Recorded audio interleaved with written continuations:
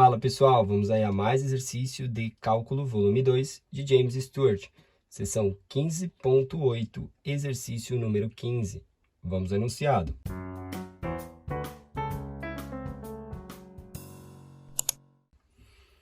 Esboce o sólido cujo volume é dado pela integral e calcule.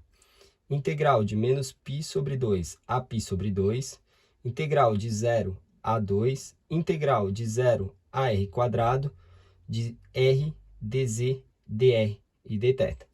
Bom, primeira coisa que temos que perceber aí, que temos aqui coordenadas cilíndricas, tá? Onde esse termo todo representa o diferencial de volume, tá? Esse r aqui dentro é apenas aí o fator jacobiano da transformação de coordenadas cartesianas para coordenadas cilíndricas. Aí eu quero fazer o esboço do sólido, né? Representado aí pelo volume desse sólido representado pela integral. Então, a gente vai ter que ler os limites de integração para fazer o esboço. Então, o primeiro diferencial que aparece é dz. Então, os limites aí de z, eu sei que vai de 0 a r quadrado.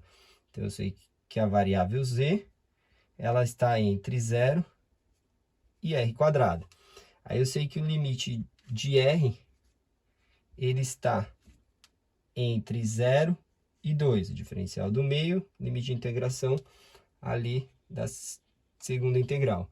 E a integral ali de fora é o limite de dθ, né? O referencial ou diferencial dθ, a variável é θ, que vai de menos π sobre 2 até π sobre 2. Menos π sobre 2 até π sobre 2. Bom, tá em coordenadas aí cilíndricas, né?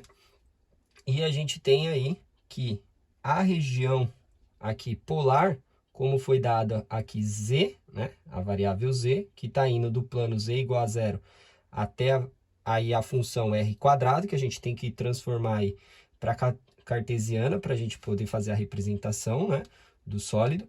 Se ali é a variável z, significa que essa região aqui está no plano xy, tá? Então, essas coordenadas representam no plano xy. Se ali fosse a variável y, aqui estaria no plano xz. Se fosse a variável x, aqui estaria no plano yz. Isso é importante saber para saber onde a gente vai desenhar essa região, tá? Que é a região polar de integração. Aí, agora, representando essa região, primeiramente, para dar a base para a gente poder desenhar o sólido. Então, eu vou vir aqui e vou fazer a representação da região D de integração, que é a região do plano XY. Então, tem o Y e tem o X. O que a gente vai ter aí de informação? Eu tenho informação do raio, né, que vai de 0 a 2. Isso aqui representa a circunferência, certo? Uma circunferência de raio 2. O raio 0 é apenas um ponto, que é o ponto de origem. O R igual a 2 é uma circunferência de raio 2. Só que ela não é a circunferência completa, porque eu tenho a limitação do θ. Onde está a variação de θ? Tá? Θ igual a 0, vou colocar aqui a referência, ó, θ igual a 0, tá? Seria esse valor aqui, ó. Então, vou colocar até aqui, tá? Esse seria θ igual a 0.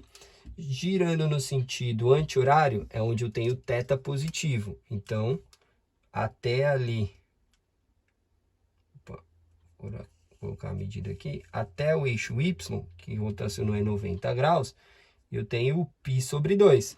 Só que está variando entre o menos π sobre 2 até o π sobre 2. Se 90 vai para esse lado, sentido aí anti-horário, menos 90 vai para o sentido horário. Então, eu tenho que aqui, ó, é o ângulo referenciado do menos π sobre 2.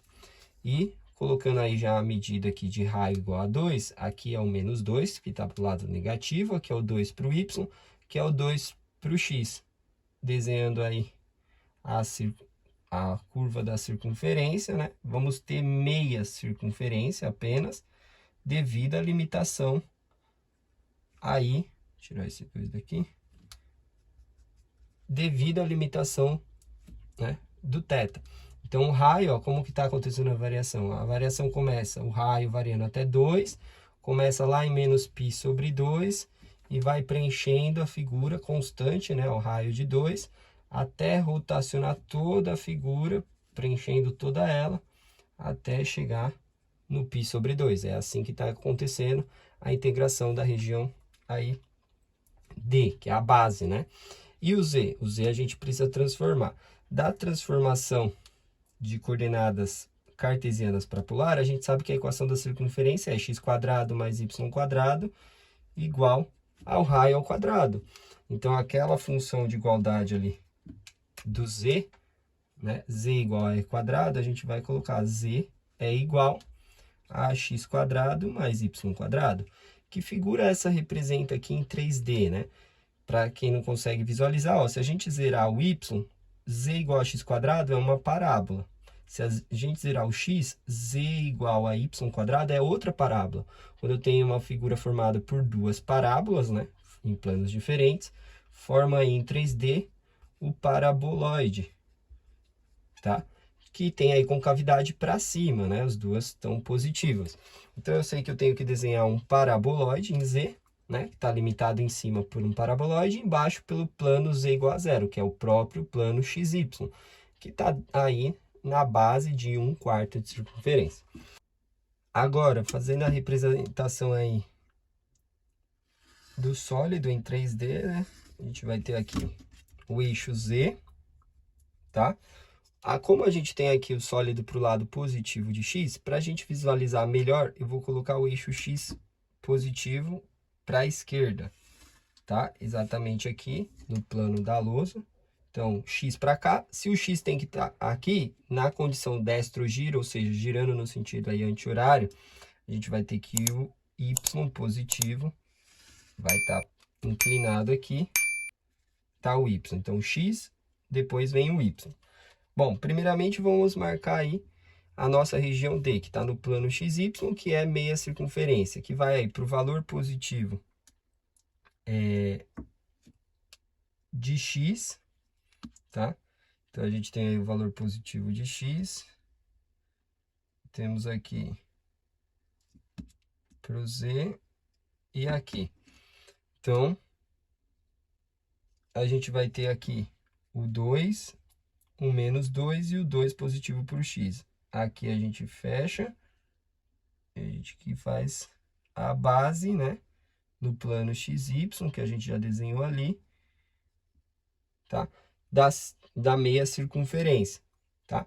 E além de ter desenhado a base, agora a gente tem que representar o paraboloide, né? Só para esse lado aqui positivo de x. Então, se a gente zerar o y, primeiramente, a gente vai ter o plano x aqui e z, né? Então, eu vou pegar aqui, se o x for 0, o z dá 0, então marca o ponto.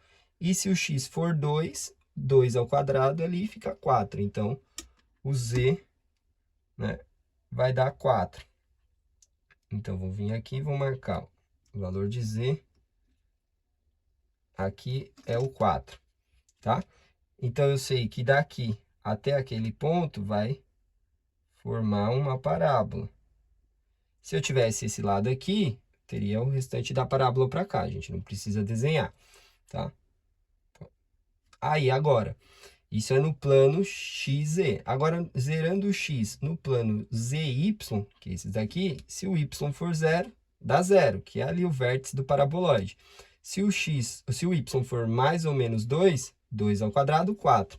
Então, vai dar 4 também. Então, vou ali, vou marcar a altura 4, vou vir aqui e vou marcar a altura 4.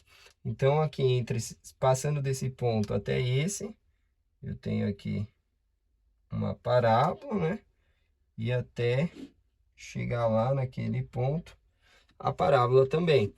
Aí, lá em cima vai fechar, né?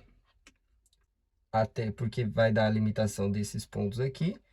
A gente fecha ali, vai fechar com a mesma condição da base lá embaixo, que é a circunferência, né, de raio 2. Agora, como é limitado por essa função e a base, a gente liga elas para fechar o sólido. Então, vem aqui nos pontos extremos e a gente tem, tá? Aqui a gente vai precisar fechar, né? Que é para a gente visualizar ali a curva do paraboloide, né? Senão a gente não vai visualizar. Aqui é o 4. E aí a figura, tá? Se a gente pegar aqui, essa curva continua descendo, ó, formando as curvas do paraboloide. Então, lá atrás, essa função de cima é o z igual a x² mais y². Essa parte aqui embaixo é o z igual a 0, né? E aí a gente tem o nosso sólido variando aqui dessa ponta, onde se junta. Aqui, essa parte, ó, fica reta, fechadinho, que é o corte, né, entre eles. Por isso que eu desenhei o X para lá, porque senão nós não íamos conseguir ver essa curvatura. Aqui, ó, fecha, né, se quiser fechar, que é aquela parte ali de dentro que bate quando sai aqui do zero, ela para aqui no paraboloide, ou seja, o z variando de 0 até o paraboloide. Bom, além de fazer o esboço, ele pede para que a gente calcule a integral, né? Então, a gente vai ter que volume, né? Já que representa o volume, é a integral de menos π sobre 2 até π sobre 2. Integral de 0 a 2. Eu vou integrar primeiro em relação a z. Esse r se torna constante, então vem para fora. Aí eu vou ter a integral aqui de dz, a integral de dz da z, que varia aí de 0 até r². Depois integral em dr e depois dθ. Então, a gente vai ter volume igual. Como o raio aqui não depende de θ, a função não depende de θ, eu posso escrever a multiplicação das integrais. Então, vai ficar a integral de menos π sobre 2 a π sobre 2. Aí, eu vou ter o dθ sai, fica integral de dθ, integral de 0 a 2. Aqui vai substituindo, vai ficar r. Aí, o r já estava, substituindo aqui no lugar do z, fica r² menos o zero, que é o elemento inferior, que a gente não precisa colocar, integral em dr. Então, aqui, fazendo a multiplicação, r vezes r², vai ficar r ao cubo. Então, a gente vai ter aí volume igual a integral de dθ da θ, que vai de menos π sobre 2 a π sobre 2. A integral de r ao cubo, r² sobre 4, que vai variar de 0 a 2. Então, vamos ter que volume é igual, substituindo os limites, fica π sobre 2 menos π sobre 2. Né? Esse é o limite de θ. Substituindo o limite de integração aqui, fica 2² dividido por 4. Né? O zero não precisa substituir, que vai zerar. Aqui, 2² é 16. Né? Aí, aqui, 16 por 4 simplifica, fica 4. Aqui, menos com menos vai dar mais. Meio de π sobre 2 com meio de π sobre 2 dá um π inteiro. Então, π vezes 4, a gente tem o volume aí de 4π. Unidade de volume é o volume representado por essa integral. Bom, espero que tenham gostado da resolução. Eu vou aguardar vocês em um próximo exercício. Até mais!